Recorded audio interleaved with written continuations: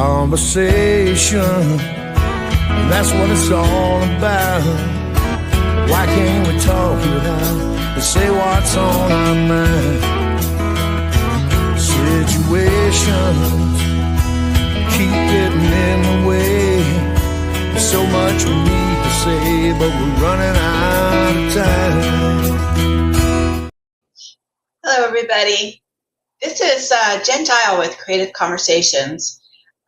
Normally you see me with Jeanette from the Creative Spirit channel, or you see me playing around with my crafting or doing something with my my book.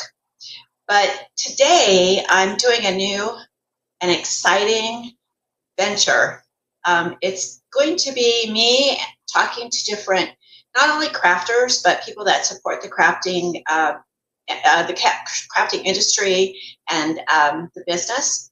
A lot of times people just focus in on what they're making and what they're creating. And at the Creative Spirit channel, what we're trying to do is we're trying to help crafters and small business people in every which way we can.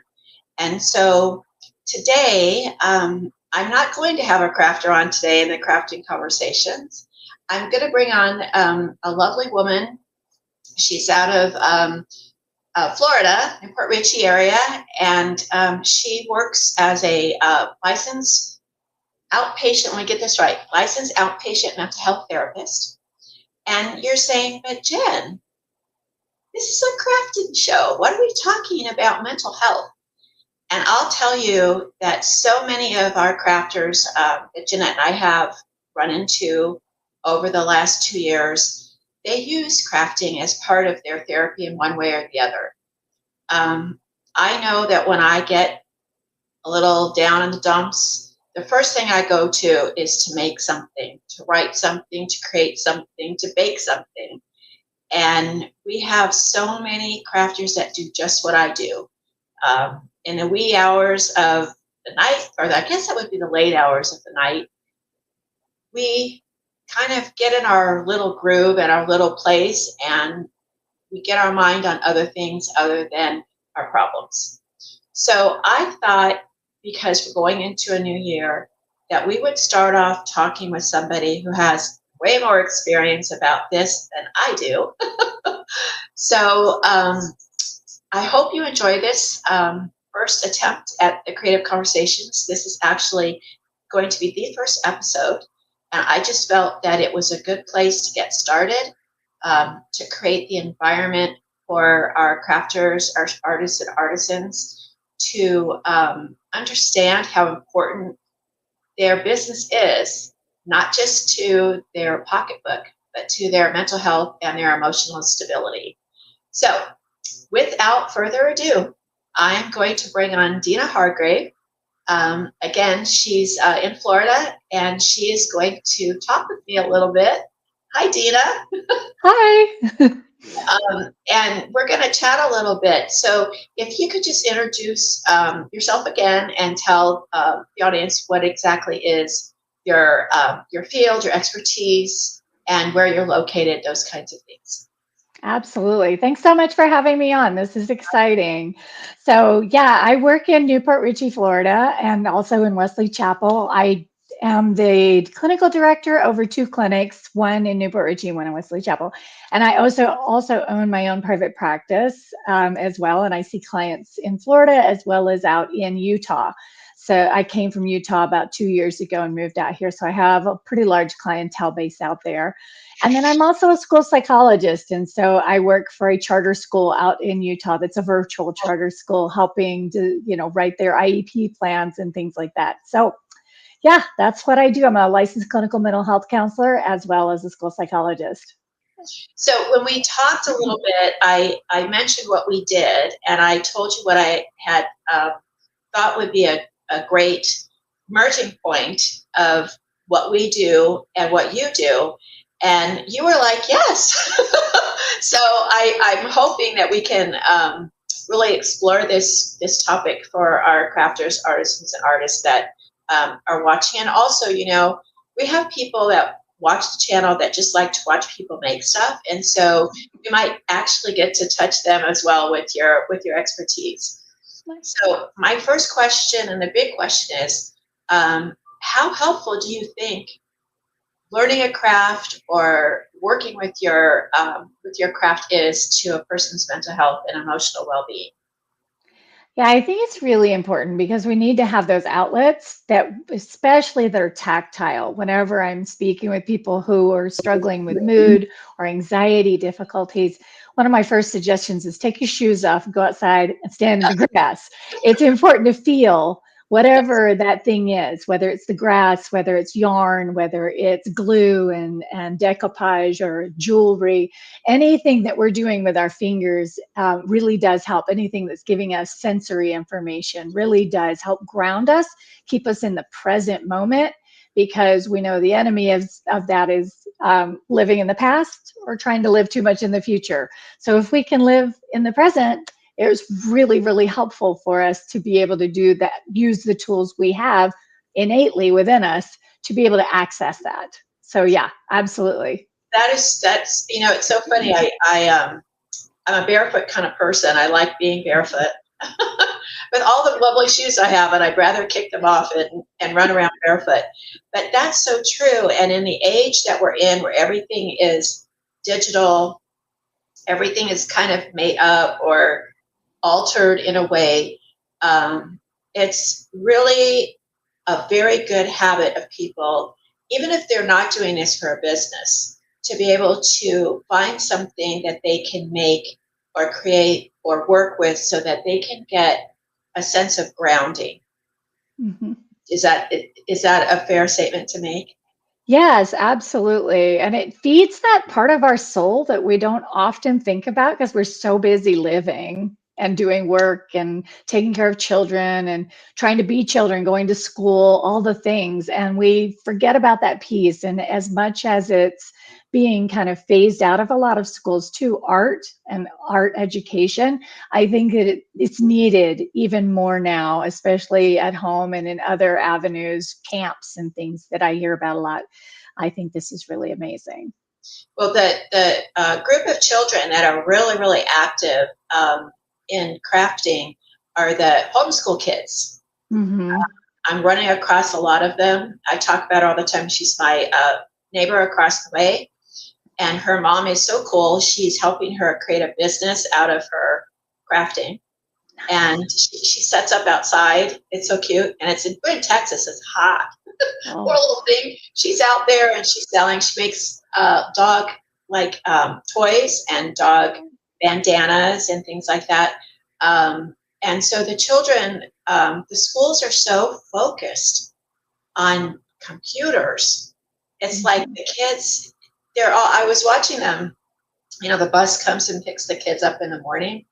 And I was watching, they're all hunched over with their head down and they're looking at their phone. I said, they're all going to be hunchbacked.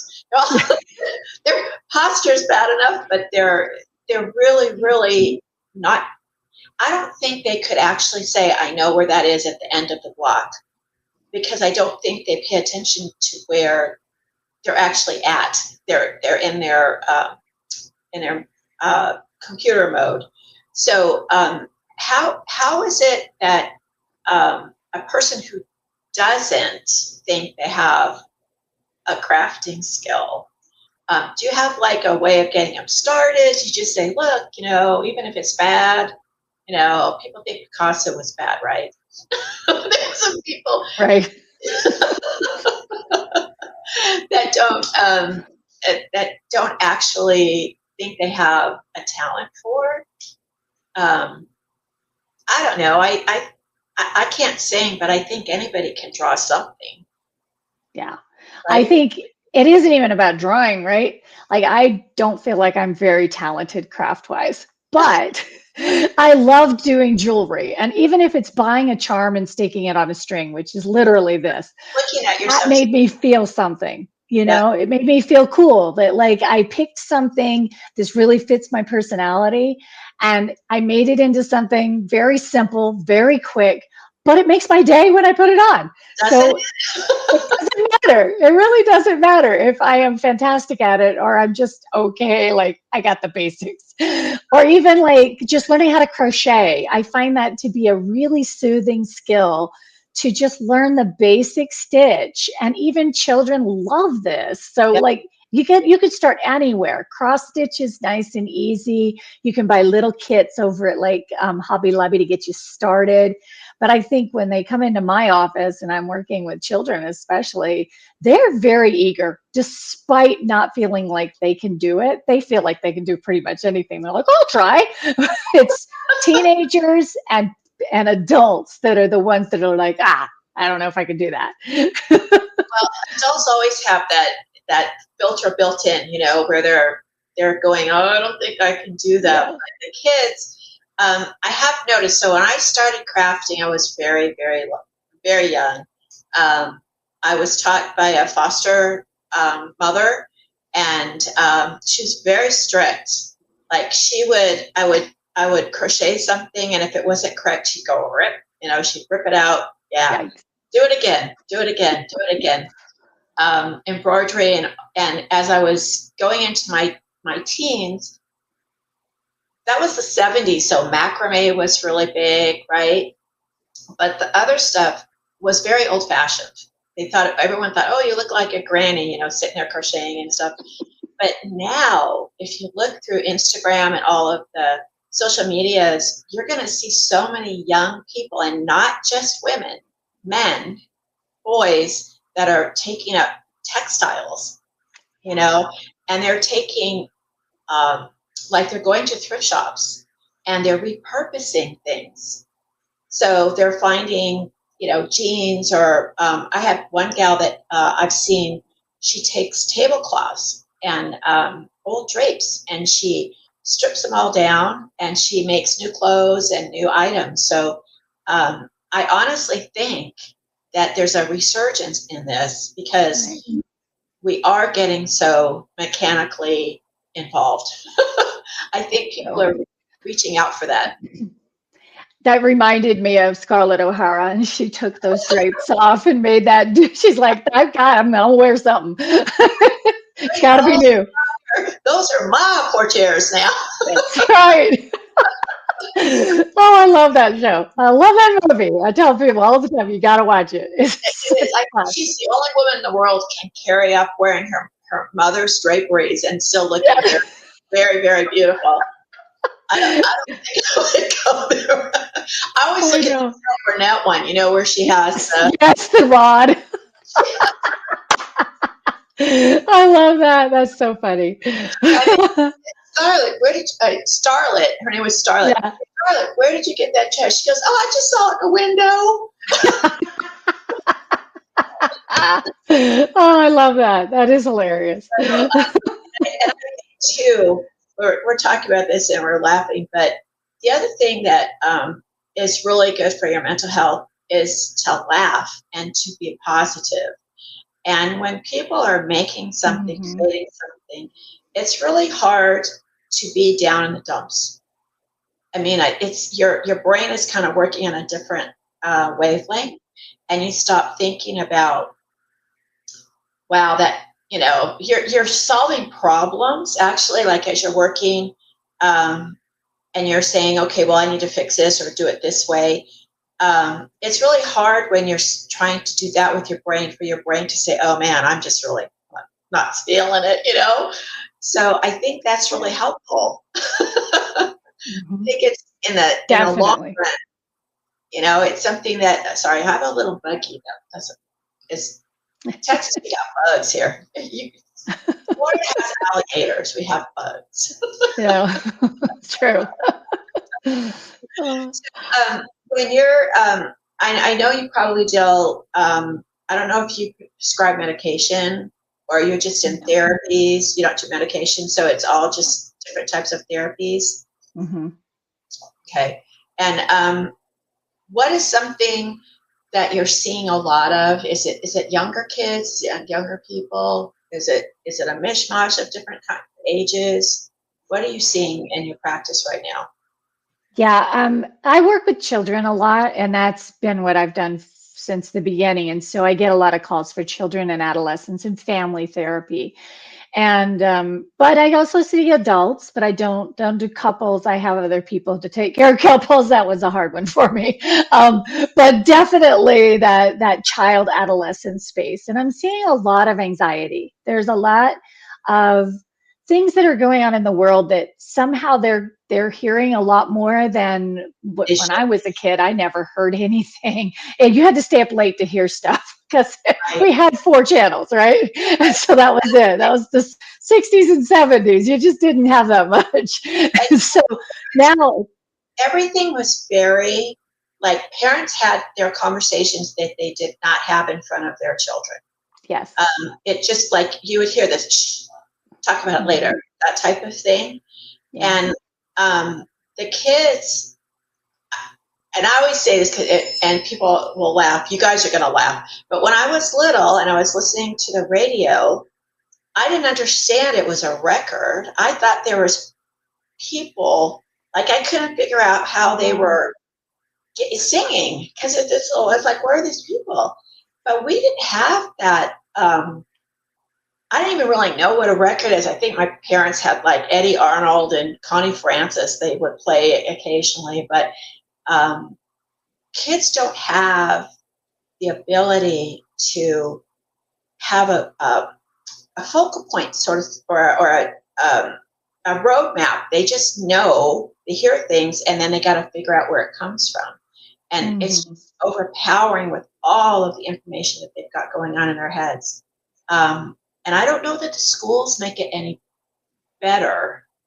I mean, I think they're getting away from teaching the basics, and they're getting more into teaching outside stuff. And now the kids, because their parents are saying one thing and the schools are saying another, and they don't know.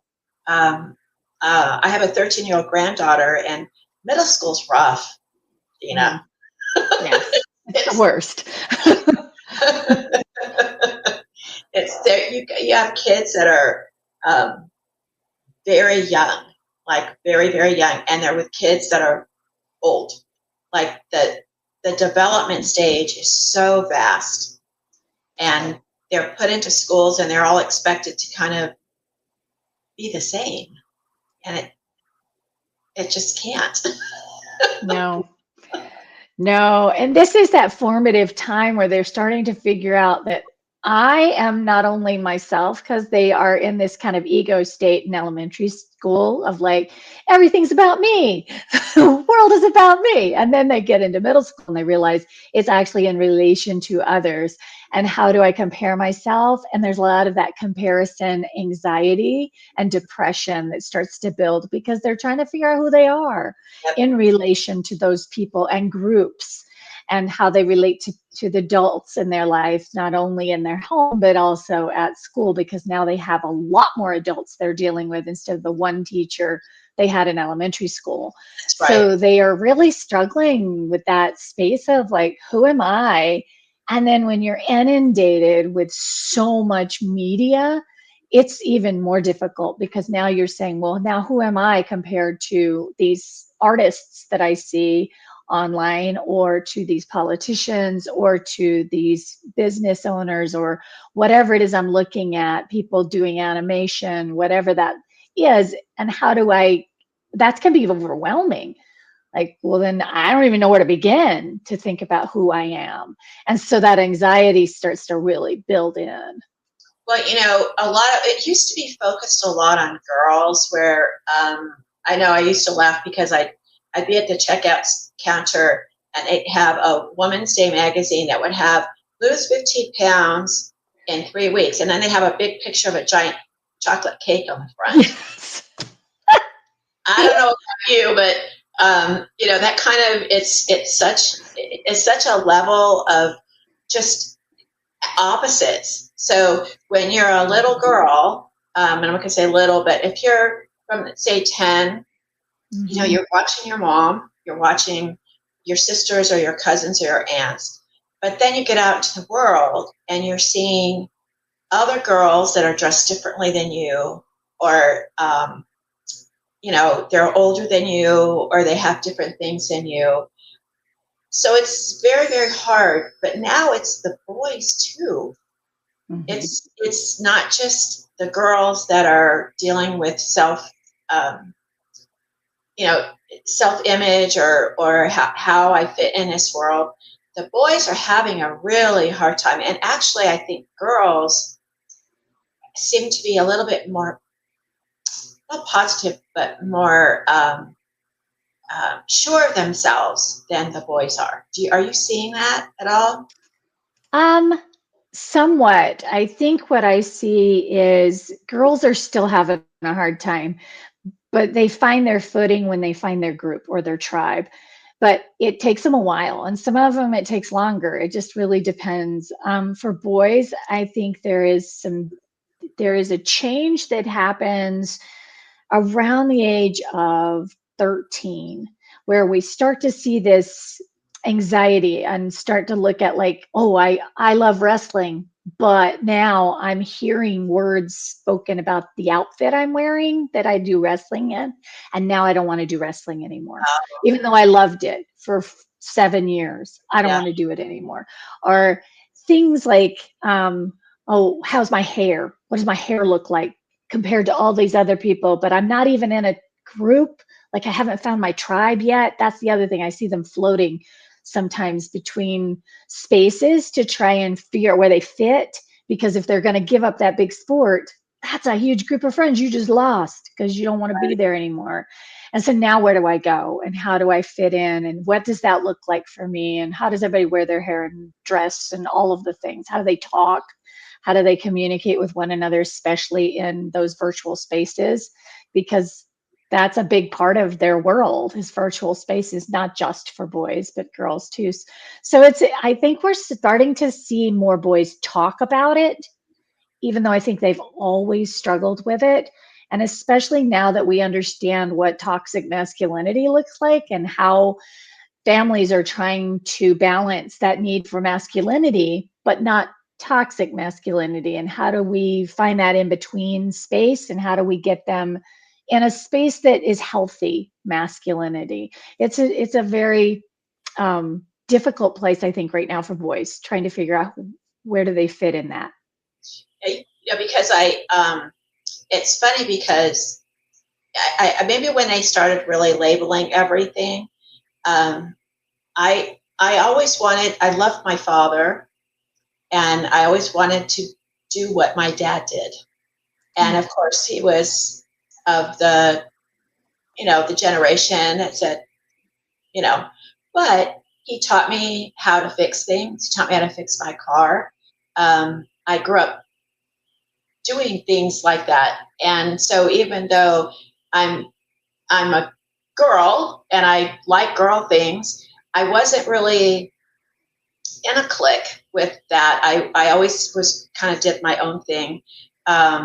And I would say something like, Daddy, I want to do that. He'd go, oh, Jen, stop. He would just say, don't do that. But he didn't want me to go in the military because he was in the military and he was that old fashioned. But then when I got married, my husband was not big on fixing things. So it's kind of a switch off. So we're very comfortable in who we are. It's just we have different interests that may not necessarily be what's considered normal or whatever. But I can fix my own tire. I can, do your plumbing and your electricity, and yet I sew. And so I don't know. I think I wish we would all get more into just embrace who you are and what you're good at, and it doesn't really matter. My daughter and my son-in-law are both chefs. They Cool. both cook, and we had a great holiday because their food was yummy. They have different styles. They have different approaches as to how they present themselves as chefs, but they're both really, really good at it. So it's just, I think that's the same with crafters. I don't know if you saw that young man. I don't know if I lost track of him. It was like 10 or 11. He was crazy with the crocheting. He was going like a mile a minute, and he made a big splash, I think, on Instagram and YouTube. and I hope he's still doing it, but most people would say, oh, well, that's a girl thing. Well, it's really not. No. The Scots used to sit on a hillside and knit their socks while they watched the sheep. Right? Yeah. So with crafting, I know it's considered a female endeavor, but I don't think so. I think men are getting more and more into wanting to create as well. And I think that's a good thing, you know? Definitely. And I see men thinking of it, they're using a different vernacular, right? They're not using the word craft. They're maybe using the word make it, build it, that kind of thing. Maybe doing woodworking, working Yeah. with leather, working with grommets, things that are steel, things that we think of are more masculine necessarily. But I also see boys and men doing crochet. I still have that as part of the base of people that I see. I see young. I have a young boy right now. He's 12, and he crochets. That's one of his coping strategies for calming down. He gets really escalated very quickly. And so this helps him to kind of like center, bring himself back into the present, and then work as he's doing this. His brain is still working on whatever just happened and why did he overreact, maybe, or why did he feel a certain way, so that when he's able to disconnect from that space, he's able to then go have a better conversation. So I find that crafting has a way of also not just bringing us into the present, but allowing us to process information, and we don't even recognize we're doing it. It's a really great tool for that. I think it frees up your mind again. It takes away that, you know, when you focus in on something that you can take, you know, touch and feel and see, and you do have to solve a problem. Every time you take a stitch, every time you, you know, my partner does resin, and so she'll make the same cloth, but sometimes there might be something that doesn't lay right, or you want it another way. And so she has to take that moment to think about, okay, how is that going to work? How is that going to lay? And so your mind actually starts doing other things rather than focusing, and it kind of lifts it out of it. So it's just really an amazing process. And we're going to go to commercial in a few minutes, but we have a gentleman, and we'll talk about him in a little bit. I'm going to introduce him at the moment. During COVID, he started doing embroidery, which people would say, oh, that's kind of a chick thing. Yeah. His stuff is stunning. He's been, I hope I get this right, David. I think he's been nominated to be in the National Geographic. I'll double check. My producer will tell me. But his stuff is not what you think. It's a long stitch. He creates worlds, and it's Smithsonian. She just said me it's Smithsonian. Okay. So cool. This he picked it up. It wasn't like he did it like he just picked it up and he started it. His stuff is just absolutely beautiful. The colors, the shading. So when you get those labels kind of moved away and you can see what people do. I mean, his stuff, I keep wanting to do a tabletop coffee table book because his stuff's so beautiful. But that kind of thing really amazes me that people don't realize. He said, I've never done it before. He goes, I was inspired by my mother, and I just started doing it because we were stuck at home, and now he's Smithsonian. That is so cool. That is way cool. Okay, so we're going to take the next couple of minutes. We're going to take a break and run some commercials. We got a 1 minute going down. I've got to watch my time because I'll just talk over it and get in trouble. And I get a text. We're done.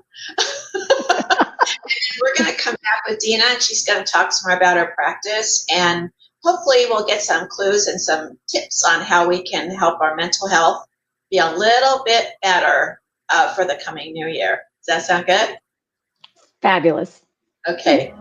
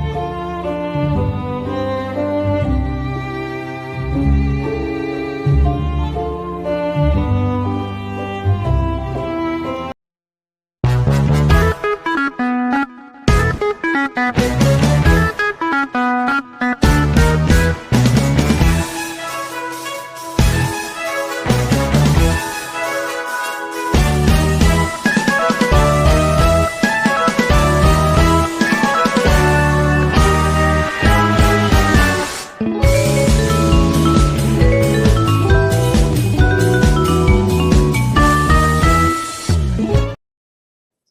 we're back.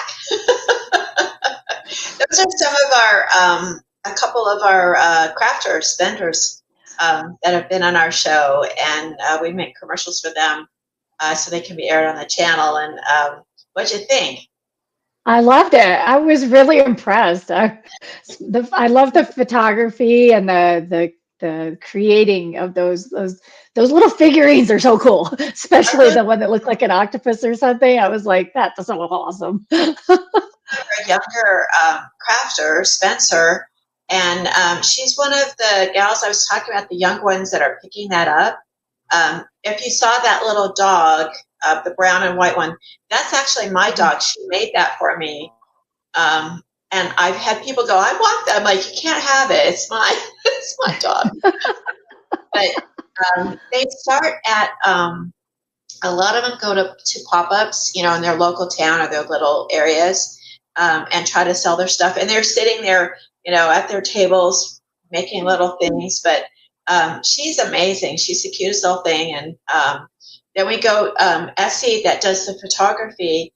She's a vet, I believe. We have a lot of veterans that do crafting. Like I said, besides the kids, the veterans have unique issues.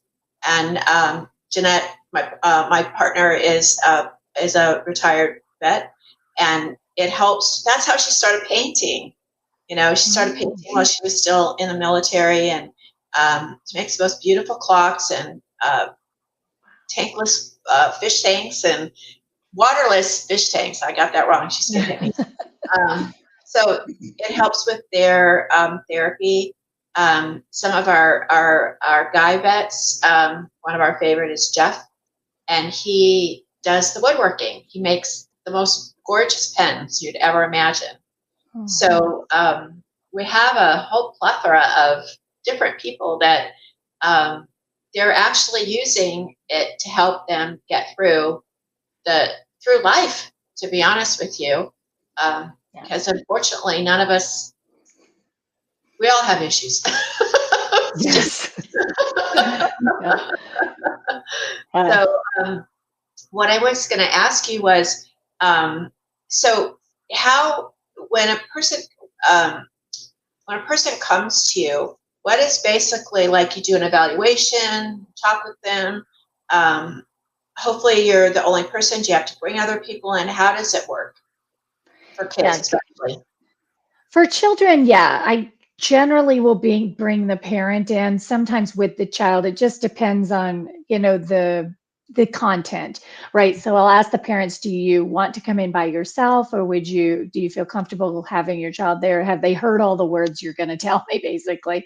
Because I don't want the child getting upset hearing mom say all the bad things again, because it's usually not a positive space necessarily right off the bat. And so I generally meet with family, the adults first, to find out what are they seeing, what seems to be getting in the way of them and their functioning and having friends and going to school and all the things. And then I meet with the child. And then after that, I try to have weekly sessions with the child, and then another session in that week with the parent, to try to work on how can we parent a little differently for that child. And also, how do we incorporate that into the parenting you're already doing? I don't want to switch up everything you have. That's not very realistic. It's more about tweaking what you're doing so that we can be more effective, but also help this kid blossom, because maybe they don't blossom with that same type of parenting technique that maybe your other child did. And so, yes, I spend a lot of time just talking to the child. I don't do a huge intervention. I have them fill out forms ahead of time so that I don't have to do that. So I can get right to it. I want to know what's going on. What happened? Why are you here? Why'd your mom bring you today? What's going on? And they're usually like, I don't know. I think too that if you're a parent of multiple children, or you were multiple siblings yourself, you always think, well, you were raised by the same parents, right? If you're lucky enough to have an intact family where it's just no steps or anything, just all same. But, you know, the child is different than the other child or children, and the parents at a different stage in their life when they're parenting one that's younger than the other. And so people always say, well, they came from the same parents, but that doesn't mean the environment is the same, and how each child reacts, how each child, you know, takes things. And you're amazed, like you're looking at your kid, you're like, I'll have parents say, how did that kid even, doesn't even sound like me, you know? I Yeah. always say to granddaughters, like, just like my dad, like, how did you get like a generation behind you? But DNA is a real tough thing to get rid of, I'll tell you. Definitely. Yeah, I have 7 children of my own, Oh my and out of those, they're all grown now, but out of them, my oldest daughter made this comment several years ago saying, "The last 3 children you have, you were so nice, you were so strict," and I was like, "Yeah, because I got tired. I got really tired. I'm sorry." tell the story of my sister. I have a brother and 2 sisters, and I was the youngest until she was born. There's 12 years difference. And my father, when we were growing up, there were no boys in the house anywhere, and he would just hang that phone. You only had one phone, you know, on the wall, and he would just hang it up. Like, you couldn't say anything or do anything, and there were no boys. I was at my mom's house with my new baby, who was my oldest, and my sister came into the house with a boy behind her, and they went through the living room and they shut the door. And I'm like, Mom, What? she just went in with a boy. And he goes, yeah. I'm like, well, where's Daddy? Oh, he's in the room. Does he know? Oh, yeah, he knows. I'm like, and she had a phone in her room. You know, Wow. she had all, and I was like, okay, what happened? Where are my parents? Because I don't know. Yeah, that's what I heard. That's exactly what she said to me. She's like, "Who are you?" I said, "I'm just different now. I'm tired and old." So if the parents, don't be surprised, and there's a child that you really get along with Yeah. much better than the other one, and there's ones you can talk to easier than the other one. And even with my grandchildren, I can see they're different. And now that I'm looking at the other side, where I can, you know, just, I think I always laughed at my kids anyway. I thought they were so hysterical. But you know, it's not the same. So No. what did Cher say in Mermaids? You guys don't come with an instruction manual. Right.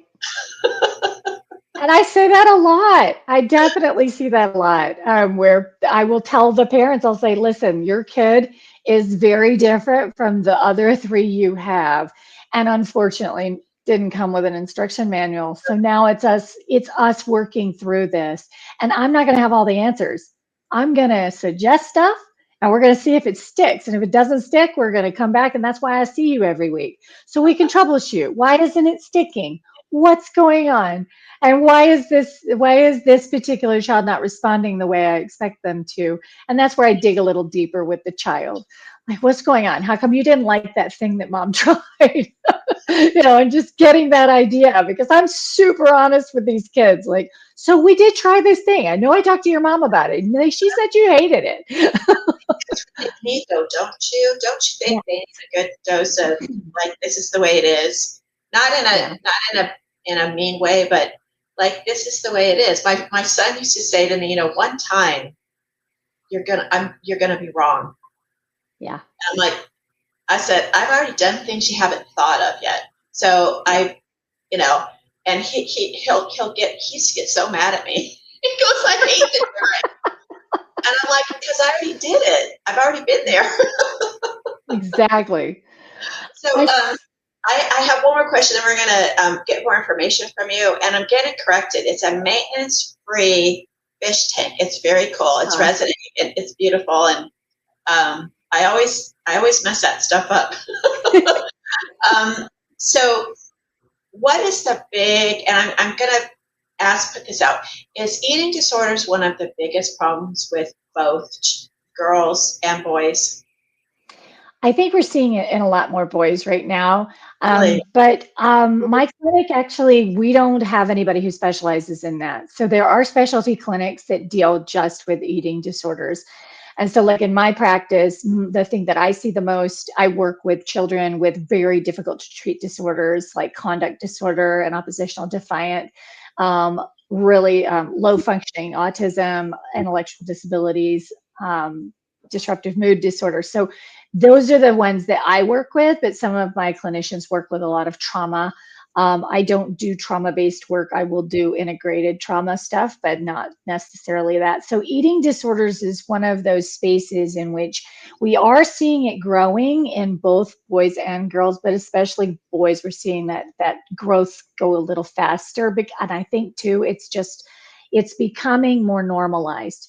People are saying, yes, it happens in boys too. Don't be afraid to get help. And so we're starting to see the stigma start to kind of fall down a little bit, but it's still there. It's just still there. And as I work with boys who do struggle a little with that, we will talk about that. Where's this coming from? Tell me a little bit about why you're restricting so much. Mom said you haven't eaten all day. Oh, she just didn't see me eating. Oh, Okay, yeah. but your weight is really below weight. So tell me more about that, right? And just having those conversations about like who are you trying to look like? What are you trying to do? Where is this information coming from? And how does it feel? How does it feel to do that? Are you hungry? Because at some point you're not hungry anymore. Right. That's not the issue, right? You've controlled that space. But yet at some point, are we going to have to put you in the hospital? And that's scary. And that's a real thing. And so talking about the realities, that's again where I'm really honest with my patients. Like, this is scary stuff, dude. And I don't want that to be your future, is I'm having to see you in a hospital. But yeah, I'm seeing it in a lot of spaces. I think it's good that you treat them with that respect and that, you know, that honesty, because I think sometimes they feel like, I think it's control. A lot of it's the Mhm. control, I gave my kids a lot of rope, just because they really were good kids. And when I had to, I yanked the rope in. Mhm. And it's not that they didn't make mistakes or they didn't do things that were not correct, but I tried not to hover. I think I hover more now than I did when I was, maybe because I was so busy doing other stuff. But, um, we don't give kids enough credit for being smart. We think Yeah. that, I'm sure we're in the same, almost, close. I'm probably older than you, but back then you could get on your bike at 8 years old and go to the store for your parents. And nobody said a thing. Now if you're 15-year-olds and you're on a bike, they're like, "What are you out there by yourself?" You're like, Yeah. you know, 15. Right. So the ability for parents to recognize that their child really they're very competent. Hmm. My granddaughter comes in and she cleans my desk and does paperwork for me. I pay her because she's a Nice. she's up for it, but she's very good, very smart. Mhm. I want her for my CFO eventually. She had another couple of years to go, but Yeah, I think that's fantastic because I think kids back in my day, and I don't know when your day was, but I was born in the 60s. And so my mom was a business broker for a very long time, and she'd send me to the library to do research on businesses, look through microfiche. I didn't even know what microfiche was. I had to ask somebody, like, where do I find this? But I learned so much with her giving me that kind of responsibility that I felt for sure I wasn't ready for, but I became ready for. And it built such confidence in me to be able to do something that cool that none of my friends maybe were doing. And so I think that's amazing. Yeah. that's why I think it's so important, um, to do the crafting and work into a Hmm. business, because it not only teaches them to create, but it teaches them a focus and a business basis, and where the money comes from and where it goes, and relationships and how to deal with people. So we're very excited we're going to be doing a kids crafting corner and Oh, starting cool. to work. Yeah, we might have you do some Oh, seals of approval of what we're doing, because Definitely. uh, it's really important to me that kids have that grounding, and that they understand. They may not want to do it as an adult, but I think it will help them mature and feel very sure and more confident in who they are. And I think that's important. And it gives them exposure to it. Even if they may not like it, they were exposed to it, just like anything else, right? And I find that when I just get to know a kid who's really anxious, if I give them a craft to do, they'll talk to me. Yes. It happens like magic. And so I have craft kits in my office because this is a go-to when a kid won't talk to me. Or we just expect you're going to sit there for an hour and talk to me. Maybe that's unrealistic. You speak to me for 20 minutes and then we do a craft together. And we spend some time just talking about nothing. Your dog, how cool Christmas is. Sometimes they'll give you a nugget, you're like, you weren't really expecting that. Yes. But they feel comfortable and they feel like they can trust you, and they're doing something that makes them feel good. So it's really a no-brainer, I think. I don't think people realize how important it is for kids to be able to work with their hands and not just overload their brains all the time. It's like nonstop, and they don't have a chance to kind of like settle in and it's even hard for me. Like, I used to read all the time, and because I have to read so much and have so much content go through me, I tried to read a book the other day. I couldn't do it. I know, it's a hard one. I was like, oh my gosh, I used to sit and just like read for pleasure, and I can't do that anymore. I'm too busy doing other stuff. So I know, and if I can't do it, can't expect a 10-year-old to. Yeah. I saw something flash across your screen earlier about whether or not we see veterans. And yes, I do. I work with Air Force personnel sometimes, or retired Air Force. And so, yeah, that's definitely another place in which we're seeing crafting a little differently, maybe, in model type spaces, right? Or even just painting, those are also spaces I see this in, especially that art therapy space of like, where do you put your trauma?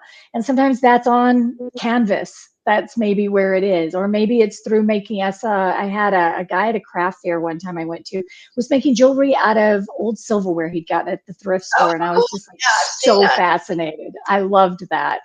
So yeah, I love that. Yeah. It really is. It's really amazing how much help it can be. I want you to, before we go, I want you to tell everybody again where they can find you. Do you do like online stuff with people, like therapies, or do you have to go in person? Yeah, so I work at LA Mental Health. That's the 2 clinics here in Florida that I run. And I do telehealth as well as in person. And then I have my own private company, Growth and Acceptance. And that one is also telehealth and in person because I have clients out in Utah. So they're all telehealth out there. I also work for Athenian Charter School, which is based out of Utah. And then I also do testing, so here in Florida for people who maybe are looking at whether or not they have autism or learning disabilities or any other kinds of things that would require testing in order to get services of some kind. So yeah, that's awesome. I can't tell you how it's been such a pleasure speaking with you.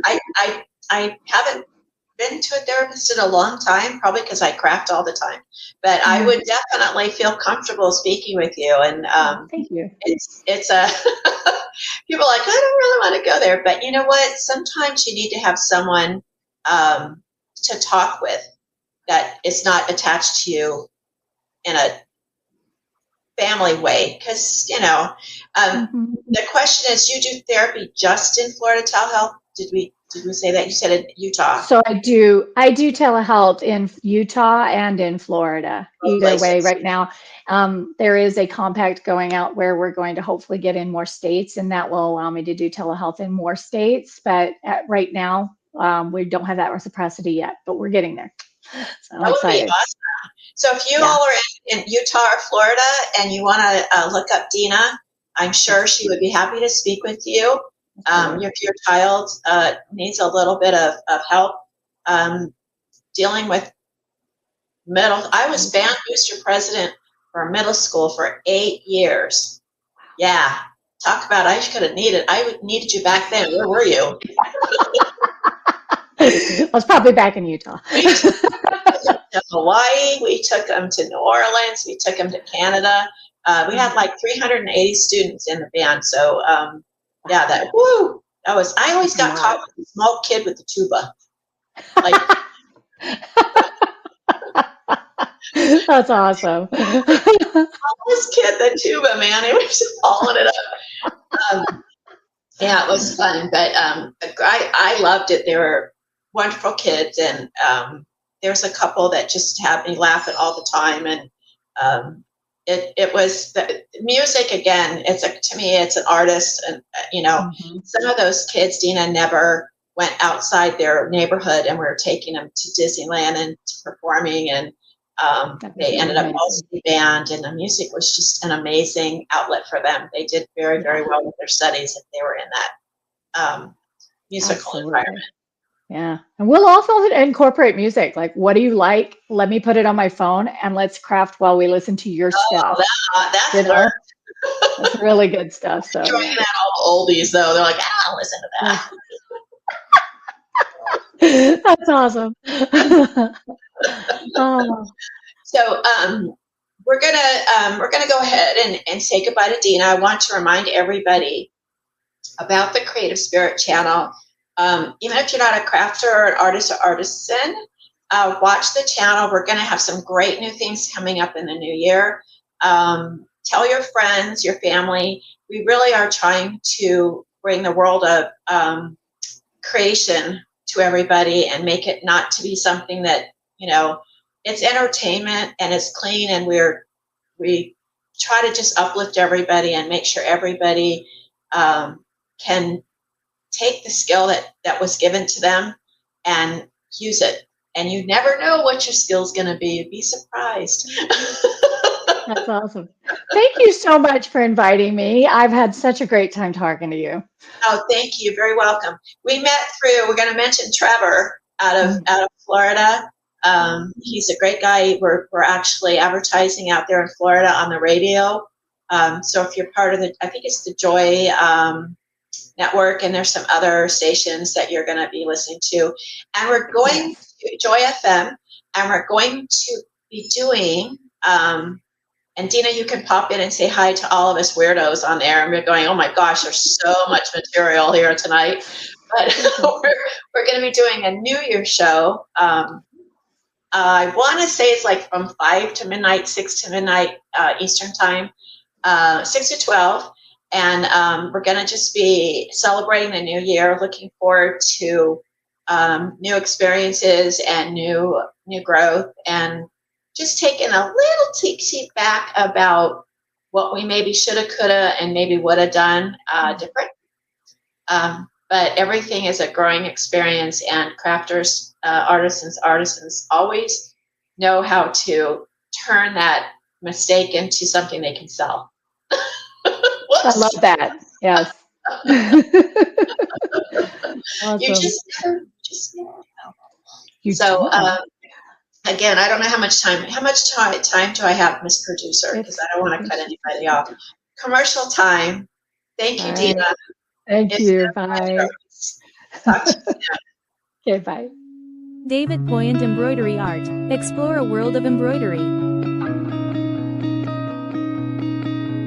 Make a specially crafted art piece part of your home or office decor. Be amazed and inspired by David's craftsmanship. David Poyant takes images and creates stunning pieces of art, all with a needle and thread. Expressions of passion and serenity. Thoughtfulness, reflection. A journey of inspired artistic expression awaits. Exceptional personal artistry where each piece tells a story. And a world where creativity is boundless. Contact David Poyant at DavidCoyanEmbroideries.com.